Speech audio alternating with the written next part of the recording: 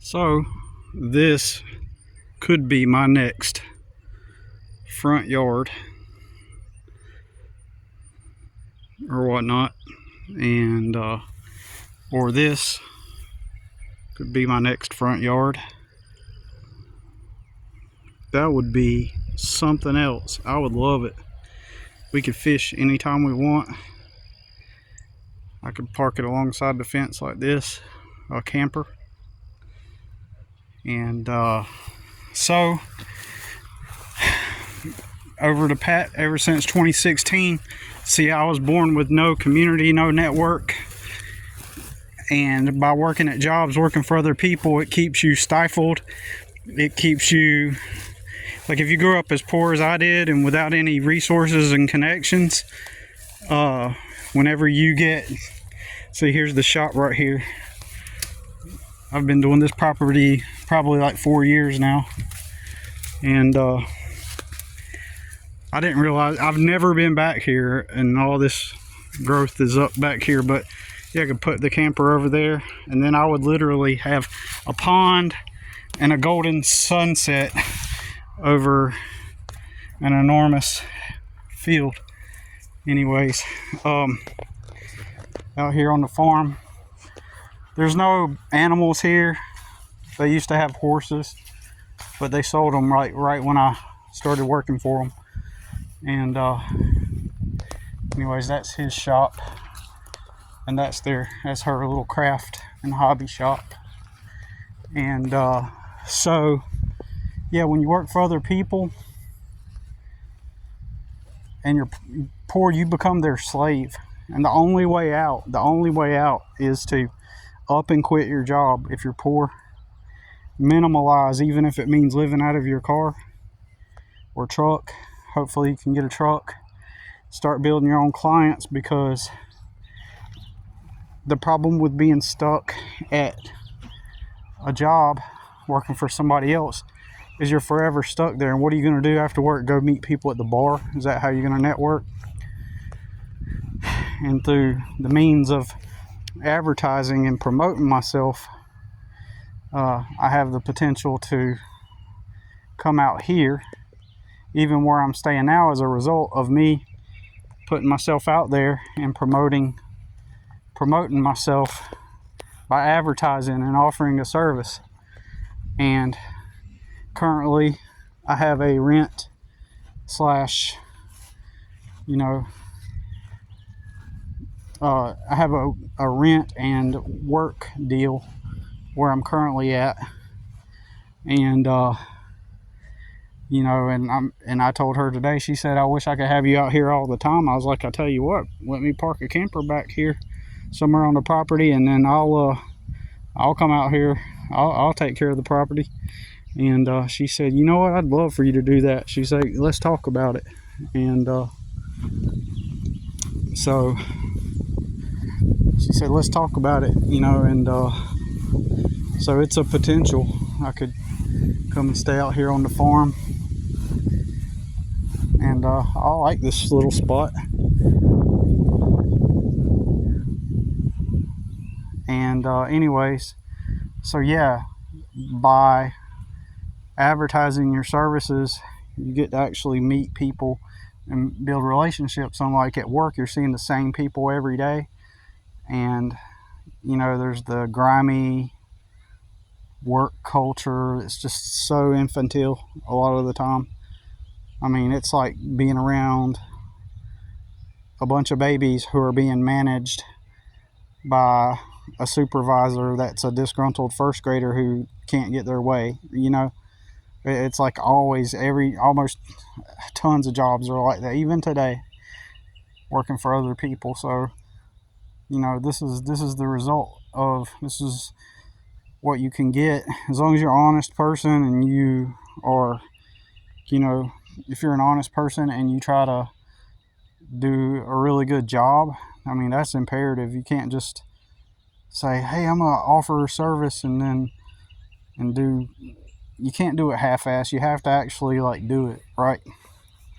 You have to be out there actually doing it. And and your goal, with your goal and intent to be doing a good job. You're not working for somebody else anymore. You are working for yourself. So you don't have like an authority figure that you're looking up to, asking them, what do I do next? You know, you're building your own thing. And so what happens is you know, you don't you act like a professional. You don't get out there and start acting like, well, I can do things half-assed the way you do on a job working for somebody else. You know how people do things half-assed, and like if you're on a crew and the crew leader says, let's take a break, and then you're taking extra breaks over and over again. I worked at a glass company once where they installed commercial windows and commercial grass, and I meant glass, into buildings. And so we got there at 7 a.m. We left, went uptown Charlotte, North Carolina, where it was a skyscraper, and we were installing glass into this building. Glass into this building. And 7 a.m. we left there. Took us probably like 45 minutes to get there and park. So it's 8. We get there, it's 7:45, 8 o'clock. No, actually, we get there a little bit after 8 because the we had to load some stuff onto the vans and the trucks and stuff. So we get there, it's 8, and we work for a few minutes, for like less than an hour, and then we leave because 2 hours has already passed. 9 o'clock is break time, so they leave for break. Leave the job site, uptown Charlotte, leave to go do go to McDonald's to get breakfast. Come back. Then less than 2 hours after, we're already again going on another break at 11. So we up and leave the job site. We ain't even been there but not long at all. And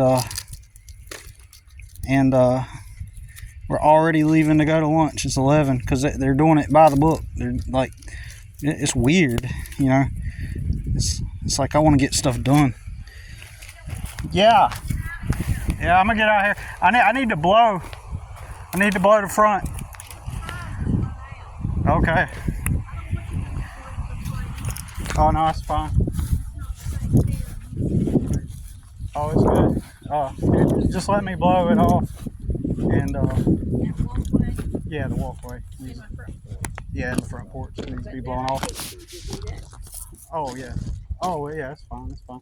Yeah, I was curious what we were talking about, and I'd never been behind there before. That might work. And so we'd have to do something about the sewer. I was telling Rex about it. He said, "Well, we'll think about it." Yeah. I don't know, but yeah, we'll see. Now, how long are you going to stay where you are? Hopefully for a while. Hopefully, I'm trying to figure out something as soon as I can. Really. You know, I'd like to try to have a little permanent place. A little. I don't know. Let's let him talk to you about it too to make sure it's okay with him. But it's fine with me. Believe me, I could use. Oh my God, we need your help so much. But okay, if you want to blow off, go do that. You can get out of here. Can I do? Okay, now in there, see that white box right there? I ordered some stuff, and it keeps things cold. Do you want it, or do you want me to just throw it? Actually, I was going to ask you if you were throwing that out. I was. I'm getting ready to. And it's got a little small one inside of it, so take it with you. And what's that black fabric looking stuff? I was going to use it. I had it under a mat in here, but the dogs peed on, not her, but I kept Anna's dogs, and one of them peed on it. Yeah. But if you hosed it off, I think it would be fine. You may have that too. Please, Okay. please Yeah, I'll take it. Okay. I'll clean it off. I got an idea that I can use for it. Okay. Perfect. Perfect. All right, now get your crap and get out of here, young man. I'm not taking advantage of you ever. It's okay. You're so good to me, and you planted my. Thank you for doing it. He would have never planted it. Yeah. And he says, "Well, I'll finish it up," but he would never Yeah. get around to it. I know that. Oh my God. And don't forget that one that I transplanted. Yep, I told him I'll put water on it. It may get wilted. I watered it. I'll do it And I again. took some of your rose fertilizer and put That's on perfect. it. So Perfect. Perfect. All right, get out of here, Yep, young man. yep. Go blow off and get out of here. All right. Close. I can't do any more money because I'm out. Okay. I don't have as much money as Mary Peyton does. Yeah. I'm poor. Come on, Nene. I hear you. Come on. Come on. I have my shoes on. Get over there, Nene. Maybe. Did Mary Peyton get a new dog, Poppy? She got Poppy. Did her other dog pass away? Yes. Really? She did some time ago, but then she got Poppy. Poppy is the cutest one. I know. I like Poppy. I do too. She fits the name for you know. Yeah, She's popping I had around. to put her in the hospital last Friday. Mm-hmm. They kept her Friday night. $600. Mm. She ate something that made her really sick. I don't know what it was. Yeah. Anyway, I wish I could get you to come back because there's a lot more I'd like to do. But Billy, honestly, I just don't have the money. Right. I mean, I'm honest with you. Yeah. If I had more money, you'd be here every day. Oh, okay. But I don't have it. All right, go do your stuff real quick so you can get out of here. I don't want to take advantage of you. No, that's fine. Anyway, You're fine. I was walking out there taking a look and checking it out. that might be a good place to be. I'd never been out there. I like the view. Yeah, It's a great view. You could do a yard and everything back there. Yeah, I'll do a yard. We don't have any horses anymore. Yeah. But let's see what Rex says about it. Sure. But yeah. we got to figure out a way to get a sewer back. I'm a quiet person too. I stay out of everybody's business. I'm Yeah, to myself. Drew, he'd be bored. He won't be bored. Don't think Believe me, he won't be. Okay. He's not. He always busy. He's not doing video games. He's drawing, doing art. He's got a bunch of friends. He's talking with them. Okay. Yeah, he's not bored. All right, get your blowing done. Yep. And if you would do me a biggest favor in the world, blow that deck off. I cannot get those things off of it, and I know you're better at it. Okay, well, I got that too. So. Yep. That You got helps. that thing. Okay, I'm going to Yep. her back in. All right. She hasn't gone to have her since I brought her home from the hospital. Mhm. But they said it might take her a little while. She was really, really sick. I thought I was losing the Billy. Yeah. Okay, you do your stuff. All I'm right. going back in and getting you a glass of wine now. I hear you. And I will I broke it the other day. I will talk to you later. All right. Talk to you Okay, later. darling. Yep. Thank you very, very much. You're welcome. He's just tired. I hear you. Is he coming back out? I don't know. Do you need to talk to him? No, the barn is open. I'll tell him. Okay, I just wanted you to know. Come on, Nene. What is that? Come on, baby girl.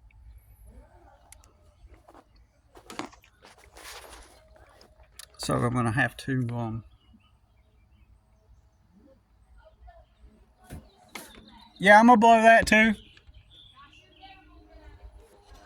I'll get out of here.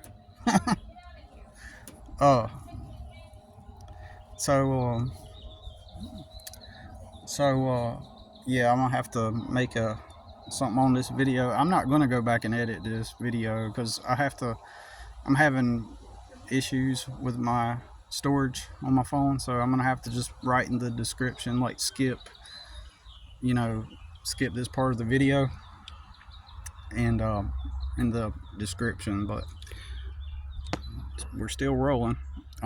So anyways, did you know in South Carolina it's illegal, and you can go to jail for this, to record somebody without them knowing? But because I was already recording, that actually doesn't count, and I don't think she would care anyway. But but yeah, like if you build your client list up, especially if you're poor, you don't got connections, and you go and do a good job, and you know what I mean, you go and do like an actual good job, you know, when you go out to do it, and you be patient to take the time to learn stuff. Sometimes you might have to YouTube stuff. It could be landscaping, like landscaping maintenance. You can learn it, man. Landscaping maintenance, or you know, some other kind of skill, you know, cleaning, whatever. And you just build a network over time. Especially if you don't have a network, you have to build it up. But because if you're stuck at a filthy warehouse, you know, it's not gonna, you know, help you any. You're not gonna get anywhere. You're gonna be tired. You're gonna get off of work after moving the boxes all day, exhausted. You're not gonna meet the right people. You got to get out here. That's a benefit of advertising yourself and getting out of your situation. You know, I've been living out of my truck last year. Me and my son, we stayed at least a week in my truck in parking lots, right? And nobody gives an F about you, really. You know, it's kind of weird to me. And you know, if a landlord has a property and they're renting it out, and it's just this weird feeling, like, because I could not pay what I could. My 1 bedroom apartment last year was $1,500 a month, and I just didn't have it. You know, I didn't make that enough to keep covering that rent every month, and it got down to where, like, I had to move out. I told her, like, I couldn't, you know, I can't pay it. And then this is a young girl, highly privileged. You know, she was like a geologist or something.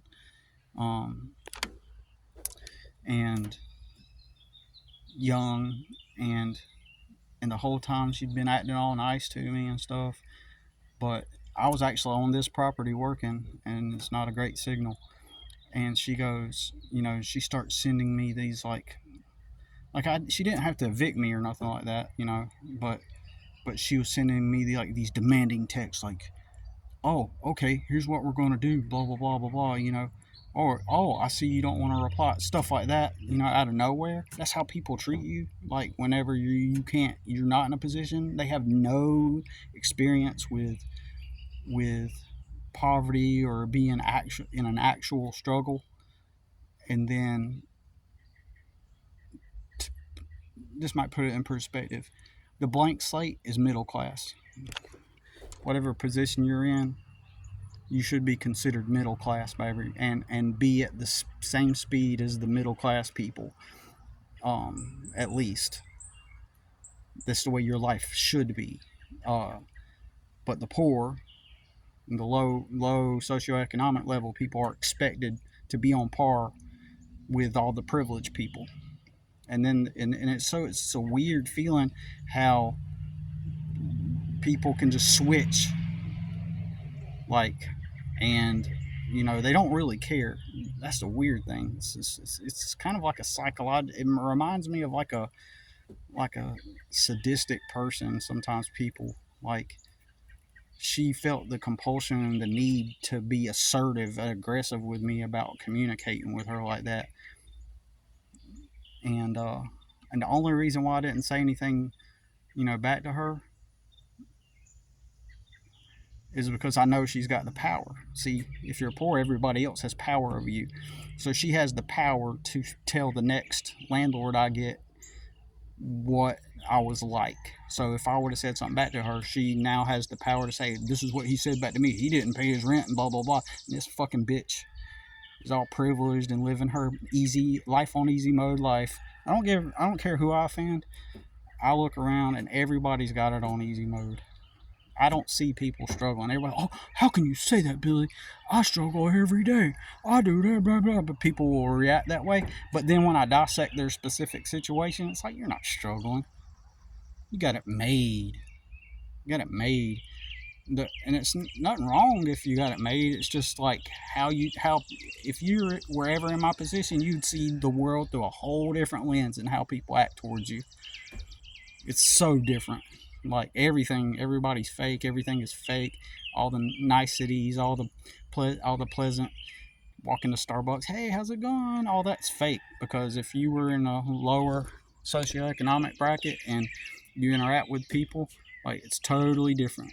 Totally, like you're subhuman. You're not even, you know, uh, and you have to be warned of. You have to be, you know, keep an eye on that person, or the just world fallacy. Well, if he's in that situation, it must have been something he's done. Blah blah blah.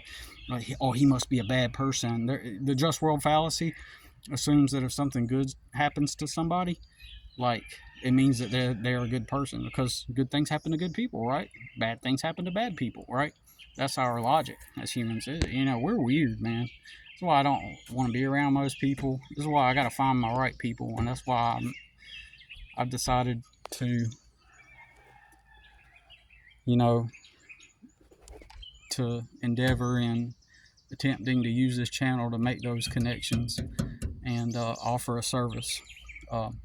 Like I said before, I'm testing the waters. I do gotta go, but thanks for watching or listening, both. All right, see you soon.